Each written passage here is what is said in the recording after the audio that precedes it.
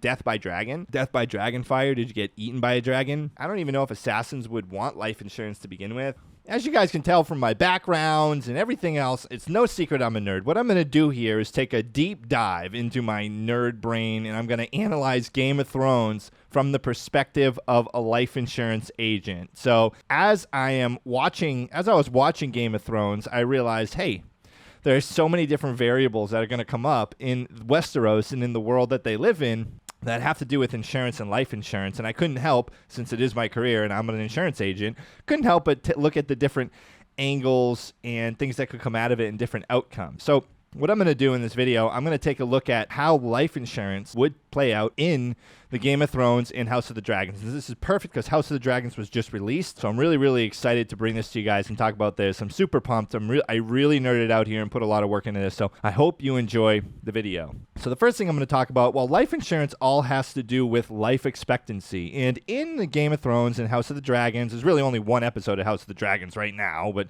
it's going to date the video. But in the Game of Thrones and House of Dragons, there's really two different types of people, right? You have commoners and you have the elites. So I would imagine that the insurance rates and the actuary tables would be divided between, hey, where do you stand in society? And are you an elite? Do you not have to work? Do you have a ton of food? Do you not have to go out in the field every day and beat your body up? Or are you a commoner and you are hard labor and you don't really have access to the same medical treatment? So I would imagine in terms of life expectancy, first off, there would be two different groups of people. Because what you see in Game of Thrones is you see a lot of the commoners kind of dying younger. Okay, they live in really disgusting, dirty conditions like you see in King's Landing and some of those neighborhoods there. They're gross. And then you see the elites, the rich people, some of them live a long time. I mean, you have some people that are living into their 90 years old. I think one of the Hightower people or something lived into their 90s. So, or Barristan Selmy. One of these people lived like super old into their 90s. So you get these people living a long time, and then you have people dying real young. One thing that was interesting, have you guys seen anybody smoke in Game of Thrones? I haven't seen a single person smoke. And I read all the books too. I read all 5 books twice. So I really nerded out on this series. Not a single person smoked. I don't even remember talking about them smoke. So that would affect life insurance in a few different ways. Number one, there wouldn't even be any tobacco rate because no one would smoke. So everyone would get the same rate if they were in that same health. Obviously, tobacco wouldn't play a factor there, but it would also carry over into other areas, right? Because we have people who use tobacco who have lung conditions, so no one would be dealing with any crazy lung conditions unless maybe you live next to a dragon and it's always burning stuff down, and then you got to kind of like breathe in the fumes from that. Also, heart conditions, cancer, all those things that are caused by tobacco use and secondhand smoke even, they wouldn't really play a role if there was no tobacco. So I still don't think that there's any tobacco based on what I've seen so far in the show, in the movies, in the books. But one thing I can say is that if they did smoke, it would probably help their breath, because if you see some of those people's teeth or read about the way people's teeth are in that book, it is disgusting. So maybe cigarette breath would be a good thing for them. What I was looking at too, so in a bunch of the different scenes, there are people who are elites or in armies who are in brothels. So they're always in brothels. They're always like hooking up with prostitutes, and there'll be like 30 naked women in a room and they're all like just having their way with whichever one. So I don't know what they would do to protect against that. I know that they have this drink called moon water or something like that was prevent pregnancy in women. They would take it after, like hooked up with a guy, they would take it after so that they wouldn't get pregnant. But the men, like, dude, you're just sitting in there like multiple different women with multiple different guys. Like, it must have gotten pretty dirty. And I don't think I've seen any of them really take a shower. They take a bath in water that comes from who knows where, and these guys are wearing the same armor and the same clothes like all day long and all week and month long and all year long. Like, so I'd imagine the spread of STDs would be pretty rampant. So I would imagine that the underwriting would include more STDs. So if someone was going to get a final expense plan for in Game of Thrones in Westeros, I would imagine more STD questions would be built in, because it's not like now where we just have antibiotics that can treat something like that, or antifungal or whatever it is. They wouldn't have any treatment, so it could end in death, like syphilis or something like that, right? Or imagine HIV, hepatitis, if they had any of those things. So there were a couple diseases that I noticed in Game of Thrones that are unique to Game of Thrones, but we don't have them in our world. Now, there are other comparisons. So there are some commonalities, but they're called different things. So if you guys remember when Tyrion was in the river in a boat traveling, I forget who he was traveling with, maybe Arya, but he was with a couple people, and the people jumped down, the stone men, right? They have the disease grayscale, which actually calcifies your skin, which on a side note here, this is where the show really took a different turn than the books, because if you watch the show, you have no idea what actually happens in those rivers. It's not the same because when Tyrion's sailing, he finds a kid that is a Targaryen. So there's a whole Targaryen that's not even in the show who's in the books. It's like pretty crazy that they didn't even include this guy in there. I don't know how George Martin like even let that happen. They called him Young Griff, and the kid he like dyed his hair blue. The hair washed out, and Tyrion realized he was a Targaryen because his eyes were purple. Once his hair washed out, he thought his eyes were just blue. So there's a whole nother Targaryen in the books that's not even in the show. So like that show honestly like cut my soul that they took it off the path so far. And we'll get into another disease in a minute that's in the book that's not even really in the show. And it kind of pissed me off that they didn't put this in the book, in the show more. We'll get into that. So grayscale would definitely be a knockout question on the applications because this is pretty much a death sentence. There's only 2 known cured cases of grayscale. Now, what grayscale is, your skin starts to calcify and then it spreads and it eventually calcifies your organs in your brain and you die and you end up turning into like a feral animal. Like you get wild and crazy, which you would see in the footage there in the scenes where Tyrion is in the river, in the people jump down and try to kill him and they're going crazy. Those are the stone men. If you catch grayscale, you're exiled. So if you see, there was a guy who, man, I can't believe I forgot this guy's name. The guy who was Daenerys' assistant, right? The Mormont, Jorah Mormont, right? He got it on his arm and he was trying to hide it out. He was trying to hide it. Now his was cured, so they cut it off and then they like burned the skin or put a treatment on the skin. And then another person was cured of it too in the book, but there was only 2 known cured cases. Everyone else dies and you're exiled. So essentially, if you have grayscale, or probably if you lived in an area where there was a lot of grayscale or a lot of cases before, they probably wouldn't insure you. It's a super high risk for an insurance company because it's pretty much a guaranteed death sentence. So that's almost like congestive heart failure or something like that, where dialysis, something like that, where our knockout questions where they would automatically just get rid of that. Now, this is similar to a disease in our world that's caused by a human papillomavirus. They call it the tree man syndrome, where you do start to get kind of like barky looking skin, but it's treatable and it can easily go away. It's not like grayscale where you get it and you're just done. And grayscale spreads by touching someone who has it or by someone who has it touching something and then you touch that thing. The next disease I'm going to get into, which would be probably a decline as well on the application, and they would ask maybe if you've ever had it before. They call it the pale mare. Now, it's not in the show, it's in the book. So the pale mare in the book is a disease that spreads through the slave armies as Daenerys, I believe she's raiding Meereen or taking over Meereen. So the pale mare is actually an inflammatory disease. Like I said, it's not on the screen, but it's prevalent in the books, and it's associated with conflict in wartime. So a lot of big armies, they'll talk about not allowing the pale mare to spread through it. Jorah Mormont talks to Daenerys about this in the book, and it's not as much in the show, but it played a huge role in the books, this disease. So I'm surprised they didn't put it in the show. Granted, you can only put so much in, and that whole thing with her and Meereen was kind of dragged out for a long time, so I can understand why they wouldn't put it in the show. But some symptoms of it are fever, intestinal hemorrhaging, so you're like blood and diarrhea and stuff like that, and diarrhea. And it's also known as the bloody flux. So hint, hint, dysentery in our world is known as the flux. So this may be a type of dysentery, and it may be dysentery, but just what they call it in the Game of Thrones. So in the book, The Dance with Dragons, refugees who are slaves from Astapor. So Daenerys steals over and she tries to free the slaves. So that had a different take in the show than it did in the book, right? So when she was in the books, she went over there and she was in Meereen, and then the slaves from Astapor tried to seek refuge in Meereen because she said she was going to be the mother. She was going to free everybody, free all the slaves and be their mother. And they came and she realized that they were sick and she wanted to let everyone in to the city, but her advisors were like, no, that you can't because they're sick. Like they're going to get everybody in here sick. So she let them seek refuge and camp outside of the walls, but essentially the disease spread through them and a lot of them got really sick. And then also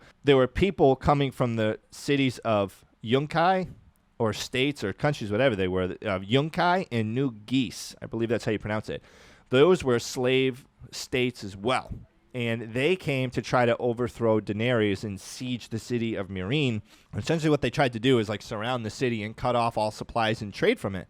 And what they were actually doing is so the pale mare, right? This disease, it infected their armies and prevented them from being able to stay like when they as long as they wanted to. But what they were doing is they were taking bodies of these people who were infected and they were throwing them over the wall of the city to infect the people that were in the city with Daenerys. And this was a really tough time for her because she was starting to lose favor with the people that she was trying to free, because these people that were slaves that she freed, they didn't really know how to live their lives other than being slaves. And some of them were even like, hey, I get it, I'm free, but I want to stay a slave, and I'm gonna be this way because I really don't know any other way to live, and I don't know how to live normally. And I guess their normal was being a slave. They don't know how to live like other members of society. So the reason why this disease is called the Pale Mare is because the first known case in Game of Thrones was actually in Meereen. And it was brought in from a rider from Astapor. So that's why they call it the Pale Mare. So a rider from Astapor comes in, and they're on top of a white horse, a pale mare, right? And the person dies and is super sickly and is dying, and then they catch the disease from that person. So that's why they call the disease the Pale Mare, because that white horse signified the coming of the disease. So obviously we talked about syphilis being a disease because of STDs that were rampant, most likely because men just kind of, paid to hook up with anything and everything at that time. Family tree would probably also affect underwriting, because think about it like this, right? There was some like incestual relationships going on in Game of Thrones, and like that would probably impact, right? Like if your mom and dad were like sisters or cousins, that would probably impact your rates, because higher chance of having those hereditary diseases passed on. You don't know what alleles are there and what genes are there that would be suppressed or expressed. So that would definitely probably play a role in the underwriting and what rates would be. Like if you were part of a family like that was a little too close, then your rates would probably be a little higher. Another disease that I think would be prevalent in Game of Thrones that would affect underwriting for life insurance would be scurvy, right? Because scurvy is a deficiency of vitamin C that a lot of sailors had. And if you look at the Ironborn from the Iron Islands that were in the western part of Westeros, right? Remember those crazy guys that were in the ships and that were... This is the thing, too. In the books, there's a guy who is... I don't even really remember him being prevalent in the show too much. There's this guy, right, who like blows into a horn that like allows him to command the dragons, and he is one of the Ironborn. He actually sails to Valyria, where the Targaryens are originally from, and he's one of the only people to ever sail through there. He sails all across the world. He's got this like warlock who travels with him. He ties people to the front of his boat to like torture them. He's nuts, and he is one of the Ironborn, and the Ironborn play a much larger role in the books than they do in the show. This is another where the show dropped the ball. I know you guys might love the show, but if you love the show, read the books. Like, they are a lot better. The imagery is actually better in the books. People look way more grotesque. Like Tyrion, he didn't have this like scar on his face. His like face was like chopped off. Like the dude looked just holes where his nostrils were. It wasn't like a little scar. They made it a little politically correct in the show. But the Ironborn in the Iron Islands would probably have scurvy. So but depending on your profession, right? I'd imagine that underwriting would impact your profession and what you did at that time if you were living in Westeros or any of those other areas, because if you were a sailor, you'd probably be susceptible to more disease. Like, think about it. If you're on a boat and someone gets a disease and everyone else catches it, that's a much bigger risk. And then the insurance company has to pay all of these claims. Not really illnesses, but risk factors that could be added as riders on life insurance policies. Number one, I think a cool one would be proximity to dragons. Like, how close are you to dragons? In death by dragon? Death by dragon fire? Did you get eaten by a dragon? There are some other, like, death by giant. Different creatures and animals that are around in that realm. Perhaps they would have been able to add, like, accidental death riders that included those things for like a double or tripling of the death benefit if that happened, because it would be such a rare situation. Obviously, they may not be available if you live close to dragons, but I don't know. I imagine if you live like in the north or the south or something, then they'd say, hey, if you die from a dragon, you get like this much extra money or something like that, or like death by assassination, right? Because that was like a big thing back then. People like to just kill each other. But what that's going to bring us into, speaking of assassinations, that's going to bring us into the different career types. So in a lot of underwriting for life insurance, not as much final expense, but other life insurance, they ask what the occupation is, because if someone's like a private pilot or they are a stunt driver or something like that, they either may get declined altogether or they may not get approved at all for insurance, depending on what their careers are. So there are a couple different careers in Game of Thrones that I think would not be underwritten if they were in today's world, but we're going to look at the different risks that would be prevalent there and see how these people may get underwritten. So first one, since we were talking about assassinations, you have to have assassins. So I don't even know if assassins would want life insurance to begin with, even if they'd even get accepted. First of all, they probably wouldn't put it on the application that they are a murder for hire, although in that time it was a little more accepted. It's kind of weird, right? Because if you're a good assassin, you don't need life insurance because you're not going to die. And if you had life insurance, then maybe it would be a way to pay a debt or something like that. If you had, maybe like people would, this is what could happen. a king could, or anybody who hired someone to be an assassin could take out life insurance on that assassin, so that if they didn't make it back, then they like got money or something like that, right? Like if something didn't work out, like then they got money for that. Almost like a key person. Key man, key person insurance. Also, dragon riders. I'd imagine that's pretty risky. You're the target for like everyone in the world like wants to kill you if you have a dragon and they're jealous of you. So it wasn't really dangerous, I guess, for the people riding the dragons. You don't really see anybody falling off the dragon. One gets killed by the White Walker as well with that spear. It's like a resurrected dragon. So there are also hedge knights. If you're a hedge knight, you're essentially a knight without a home. So in the book, there were hedge knights. In the show, there were too, but I don't know if they called them that as much. A hedge knight was like someone who was a knight, and they kind of wandered around, kind of like soldier for hire. They didn't really have a home, and they would sometimes be welcomed into families if they served that family well enough. So I imagine underwriting for hedge knights, it's super risky. I don't even think they probably wouldn't even get accepted for life insurance because they were just out trying to kill people all the time. Now, believe it or not, there's actually an insurance agent reference in Game of Thrones. So I believe it's in A Dance with Dragons. I believe it's in the book A Dance with Dragons. Arya is actually charged with killing him. So she has to kill the insurer. Now, this guy is a ship insurer. He insures ships and its cargo and maybe even life insurance on the sailors, and she has to kill him. So it's cool. So he actually like bites the coin of the premiums to make sure that they're real. So every time you get someone pays their premium, he bites the coin to make sure it's real, which I thought was pretty cool. But we take everything EFT now, an automatic draft. Imagine if we had to like taste the money that people gave us. It's kind of gross. In addition to that, this is a cool fact here, guys. The New York Life Insurance Company, that was the first company I ever worked at. New York Life was actually started from this. So a bunch of sailors got together, they pooled their money together, and they said, hey, if one of us doesn't come home, our family is going to get a certain amount of money to cover our death, like our value, right? So they started pooling money together, and they realized how much money they were making, and then they started a life insurance company. So it's pretty cool how in Game of Thrones, he has the insurer be a ship insurer, and that's kind of like one of the original ways that life insurance started, okay? So I just thought that correlation was pretty cool. A couple other careers that maybe would be rare, but would actually probably lower premiums, and insurance companies would probably want to accept them even more, were like Magi or shadow binders or like those red priest people that were prayed to Rolor, the fire god,